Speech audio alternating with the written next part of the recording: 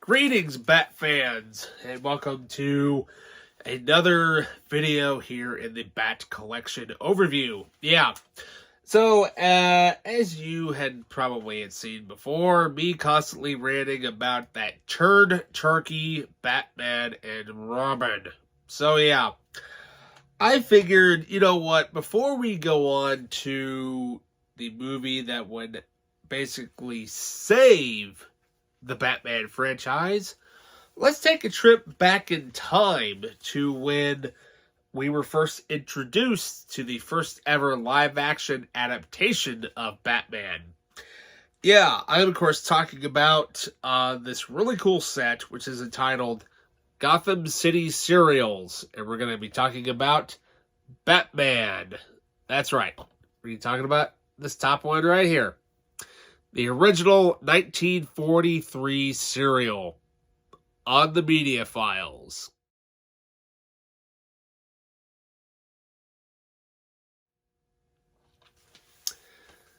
Welcome back. So with this, this will be a two-parter because there's literally two serials in this set. So this is part one of the original serials. So here it is. You got disc one, literally the entire thing. You have the complete 1943 serial, which is what we're going to discuss today. So here we are. We have mild-mannered Bruce Wayne, played by Lewis Wilson. Becomes Batman, the classic superhero who, with Robin, as played by Douglas Croft, protects Gotham City from the evil schemes of the Dr. Tito Daka, played by the awesome character actor J. Carrol Naish. Packed with adventures involving a radium-powered death ray, a deadly alligator pit, electrical zombies, and even the original Batcave. The Batman 2-disc set is a must-own DVD for any fan of the Caped Crusader. So my first experience with this original serial was not with the DVD set here. I used to have them. I don't know. I think they're in a box somewhere. But I remember coming across these two VHS tapes at a place called Far More, which was way back in the 90s. If anybody out there knows what place I'm talking about, it's kind of like a Big Lot. I think it's like a Big Lots, from what, if memory serves me right. But they also had a Blockbuster in there which sold movies, and they also had movies out there too. So it's kind of like a Kmart type of place, but unfortunately it no longer exists. So I came across these two cassette tapes, and Volume 1 had a blue thing on the side of it, and Volume 2 had a pink Volume 1 had pink, Volume 2 had blue.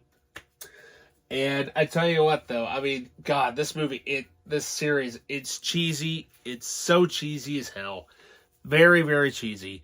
Obviously, because it's made in the 40s, there are lots of references to, the characters that are kind of set during the times of World War II, because that's what was happening in the country at the time. And so they were supposed to have like a scientist named somebody else, but they decided, hey, this actor, he's pretty good at doing stuff, and he can pull off, this character look, for what he needs to do. And so with that, Lewis Wilson does a pretty good job as Batman, but you can tell the cape, it's pretty short. It only literally goes down to like just below the curve of his butt. You can tell the costume is really not that great. Overall, it's cheesy, it's corny, but it's 15 chapters. The whole thing, if you actually watch all of it, is I think it's like 4.5 hours or something like that. What can I say? If you are a diehard Batman fan, I highly recommend checking this serial out, because this is literally the first time we've ever really seen Batman in a live action setting, because the comic came out in 1939. So Batman was only about 5 years old at the time. And so, the troops needed something to entertain them. The kids needed something to entertain them. Why not have a vengeful superhero to go in and, fight crime and take out the bad guys as well as, taking out any of our enemies in World War II times. And, what can I say? I mean, what I'll do is I will find a link on YouTube, and I'll post a link down in the description below, as well as a link to purchase this, too. Because if you have time, watch them. They are cheesy. Sure, they're not shot great, and there's a lot of stock footage used and lots of reused shots, but, there's just one thing that you don't really see in movies anymore. You see, villains in literally business suits fighting. That's something you don't see in movies hardly at all anymore. But back then, that's basically what it was. But I tell you, I mean, it's got some cheesy dialogue, and it's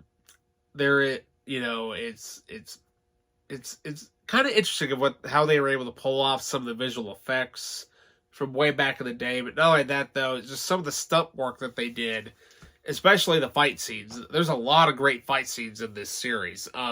Some of it, it's real short, but they always use the same kind of punching clap sound effect for basically every one. But you could tell that these two actors that played Batman and Robin, they worked out for this role. I mean, for both of them, you could tell, especially Douglas Croft, the way because his outfit is a lot like the character of Robin when he was first introduced to the comics, because he's got the wing-tipped boots and the short cape.